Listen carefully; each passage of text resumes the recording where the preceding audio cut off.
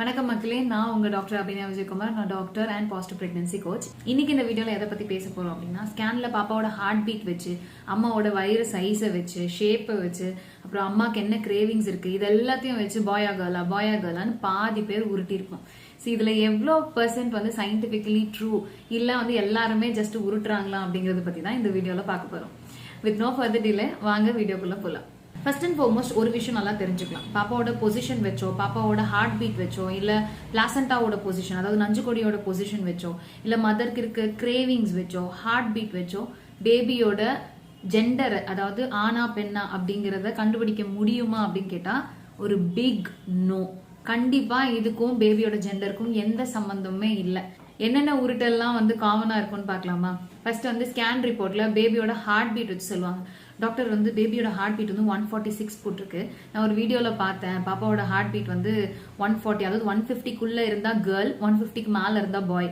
கண்டிப்பா கிடையாதுங்க. பாப்பாவோட ஹார்ட் பீட்டுக்கும் ஜெண்டருக்கும் எந்த சம்பந்தமே கிடையாது.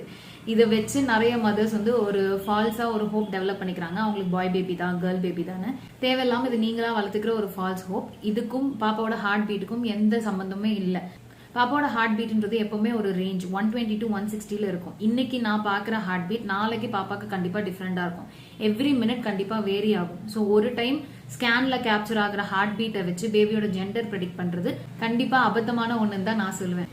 செகண்ட், அம்மாவோட அப்டமன் ஷேப் ரொம்ப ரவுண்டடா பெருசா இருந்ததுன்னா கேர்ள், வயிறே தெரியல அப்படின்னா பாய் அப்படின்னு சொல்லுவாங்க. கண்டிப்பா கிடையாது. அப்டமனோட சைஸ் அப்படிங்கிறது ஒரு அம்மாவோட வயிறோட வாகு பொறுத்து. ஃபார் எக்ஸாம்பிள், அந்த அம்மா ஆல்ரெடி கொஞ்சம் ஒபீஸா இருக்காங்க, வெயிட் கொஞ்சம் ஜாஸ்தியா இருக்காங்க, ஹைட் அண்ட் வெயிட்டா இருக்காங்க அப்படின்னா அவங்களுக்கு வந்து அப்டாமினல் ஃபேட் கண்டென்ட் ஜாஸ்தி இருக்கும். ஸோ அப்போ ஏர்லியராகவே வந்து பம்ப் கொஞ்சம் விசிபிளா இருக்கும், ப்ளோட்டிங் இருக்கும். ஸோ அப்போ வயிறு கொஞ்சம் பெருசா இருக்கும். 5 months 6 months வரும்போதே வயிறு கொஞ்சம் நல்லா தெரியும்.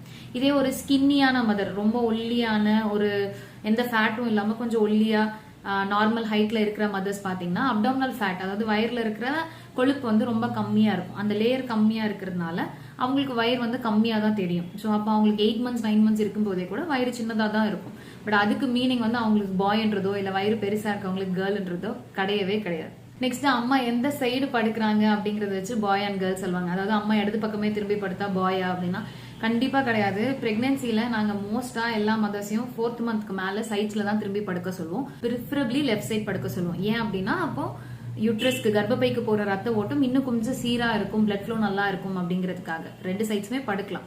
ஸோ அதுக்காக நாங்க லெஃப்ட் சைட் படுக்க சொன்னோன்றதுக்காக லெஃப்ட் சைட் படுக்கிற எல்லா மதருக்குமே ஆண் குழந்தை தான் பிறக்குமா அப்படின்னா கண்டிப்பா கிடையாது. ஸோ சைடு திரும்பி படுக்கிறதுக்கும் பாப்பாவோட ஜெண்டருக்கும் எந்த சம்பந்தமே கிடையாது. நெக்ஸ்ட், அம்மாவோட கிரேவிங்ஸ் பொறுத்து. அம்மாவுக்கு ரொம்ப ஸ்வீட் கிரேவிங்ஸ் இருந்தா பொண்ணுனும், இல்ல ரொம்ப ஸ்பைசியா சாப்பிடணும்னு ஆசைப்படுறாங்க அப்படின்னா பையனும் கெஸ் பண்ணுவாங்க. என்னங்க நியாயம் இது? ஒரு மதரோட கிரேவிங்ஸ் டிஃப்ரெண்டா இருக்கும். எனக்கு வந்து ஸ்வீட் கிரேவிங்ஸ் இருந்தது, பர்டிகுலர் சாக்லேட் மேல பயங்கர கிரேவிங் இருந்தது. அதுக்காக எனக்கு பொண்ணுன்னு கிடையாது, எனக்கு பிறந்தது பையன் தான். ஸோ இது வந்து அப்சல்யூட் நான்சென்ஸ். சரிங்களா? உங்களோட கிரேவிங்ஸ்க்கும் பேபியோட ஜெண்டருக்கும் எந்த சம்பந்தமும் இல்லை. மதரோட cravings can differ with each pregnancy. அதாவது ஃபர்ஸ்ட் பிரெக்னன்சிக்கு செகண்ட் பிரெக்னன்சிக்கே ஒரே கிரேவிங் இருக்கணும்னு அவசியம் இல்லை. ஃபர்ஸ்ட் பிரெக்னன்சில கிரேவிங்கே இல்லாம, அதாவது இது சாப்பிடணும் போல ஆசையா இருக்கு அந்த மாதிரி எந்த உணர்வுமே இல்லாம செகண்ட் பிரெக்னன்சிக்கு வரலாம். ஸோ இது அப்சல்யூட்லி நார்மல். இது பிரெக்னன்சி ஹார்மோன்ஸ்னால தானே தவிர இதுக்கும் பேபியோட ஜெண்டருக்கும் எந்த சம்பந்தமே இல்லை. Last but not the least, placenta, அதாவது நஞ்சுக்கொடியோட பொசிஷன் வச்சு ஆன்டீரியரா இருந்தா கேர்ள், போஸ்டீரியரா இருந்தா பாய். நஞ்சுக்கொடின்றது பாப்பாக்கு ஊட்டச்சத்து கொடுக்கறதுக்காக டெவலப் ஆகுற ஒரு விஷயம். அதுக்கும் பேபியோட ஜெண்டருக்கும் எந்த சம்பந்தமே இல்லை. நஞ்சுக்கொடி வந்து ஒரு 10-12 வீக்ஸ்லயே வந்து டெவலப் ஆக ஆரம்பிச்சிடும். சரிங்களா? உங்களோட ஜெண்டருக்கும் அந்த பிளாசண்டா ஃபார்மேஷனுக்கும் எந்த சம்பந்தமே இல்லை. ஆன்டீரியரா இருந்தாலும் போஸ்டீரியரா இருந்தாலும் பேபியோட ஜெண்டருக்கும் ஹெல்த்துக்கும் எந்த இஷ்யூஸ் இருக்க போறது இல்லை. பிளசண்டா பொசிஷன்ல ஒரு ரீசனிங் என்ன சொல்லுவோம் அப்படின்னா, ஆன்டீரியரா பிளசண்டா, அதாவது முன்பக்கமா நஞ்சுக்கொடி ஒட்டி இருந்தது அப்படின்னா கர்ப்பப்பையில முன்பக்கம் நஞ்சுக்கொடி இருக்கு, அதுக்கு பின்னாடி தான் பேபி இருக்குன்னும் போது சில சமயம் மூமெண்ட்ஸ் கம்மியா ஃபீல் ஆகலாம். இதே போஸ்டீரியர் நஞ்சுக்கொடி, பின்னாடி பக்கம் நஞ்சுக்கொடி இருக்கு, பேபி முன்னாடி இருக்குன்னும் போது மூமெண்ட்ஸ் இன்னும் கொஞ்சம் நல்லா தெரியும். ஸோ அந்த டைம் மதருக்கு ரீஅஷூர் பண்றதுக்காக இதை நாங்க சொல்லுவோமே தவிர பிளசண்டாவோட பொசிஷனுக்கும் பேபி வந்து பையனா பொண்ணான்றதுக்கும் எந்த சம்பந்தமுமே இல்லை. இப்ப நம்ம டிஸ்கஸ் பண்ண எல்லா உருட்டுகளுமே பேபியோட ஜெண்டர், அதாவது ஆனா பெண்ணான்றத பத்தி காலங்காலமா வந்துட்டு இருக்க பிரெக்னன்சி உருட்டுகள். சோ அதை பத்தி தான் இந்த வீடியோல நம்ம டீடைலா பார்த்திருக்கோம். ஹோப் இந்த வீடியோ உங்களுக்கு யூஸ்ஃபுல்லா இருந்திருக்கும். இனி வர காலங்கள்ல மற்ற பிரெக்னன்சி உருட்டுகள், அதாவது வந்து அம்மா சாப்பிடுற ஃபுட்டோட கலரை வச்சு பாப்பாவோட கலர் டிசைட் ஆகுறது, அப்புறம் வந்து நார்மல் டெலிவரிக்கு என்னென்ன பண்ணணும்னு நிறைய உருட்டி வச்சிருக்கோம் இல்லையா, இந்த நார்மல் டெலிவரி ஆம்லெட், இந்த மாதிரிலாம் நிறைய விஷயங்கள் இருக்கு. ஸோ இதை பத்தி தான் இன்ட்ரெஸ்டிங்கா வர வீடியோஸ்ல பார்க்க போறோம்.